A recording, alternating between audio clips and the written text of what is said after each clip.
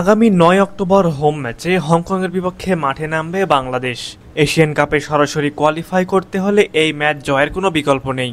যদি এই ম্যাচে বাংলাদেশ হেরে যায় তাহলে এশিয়ান কাপে খেলার রেসে অনেকটা পিছিয়ে পড়বে। আর তাই তো ম্যাচ জিততে হলে অবশ্যই বাংলাদেশকে শক্তিশালী একাদশ নিয়ে মাঠে নামতে হবে। বর্তমানে বাংলাদেশের একাদশে রয়েছে একাধিক বিদেশি ফুটবলার। বাংলাদেশি বংশোদ্ভূত এই ফুটবলারদের পাশাপাশি যদি আরও কিছু ফুটবলারকে স্কোয়াডে যুক্ত করা যায় তাহলে তাদের সমন্বয়ে একটা মারাত্মক শক্তিশালী দল গঠন করা সম্ভব হবে। সব মিলিয়ে আমরা যদি ৮ থেকে ৯ জন ফুটবলারকে বর্তমানে বাংলাদেশ দলে সুযোগ করে দেই খেলার জন্য, তাহলে নিঃসন্দেহে বলা যায় যে হংকংয়ের বিপক্ষে জয় তুলে নিতে সহজ হবে বাংলাদেশের। বর্তমানে বাংলাদেশ টিমে রয়েছেন ৫ জন বাংলাদেশি বংশোদ্ভূত ফুটবলার, যারা ভিন্ন ভিন্ন দেশ থেকে বাংলাদেশে খেলার জন্য এসেছেন শুধুমাত্র মাতৃভূমিকে ভালোবাসেন বলে। প্রথম কোনো বাংলাদেশি বংশোদ্ভূত ফুটবলার হিসেবে বাফুফের সঙ্গে যোগাযোগ করেছিলেন জামাল ভুঁইয়া। তারপর বাংলাদেশে আসেন ফিনল্যান্ড থেকে তারিক কাজী।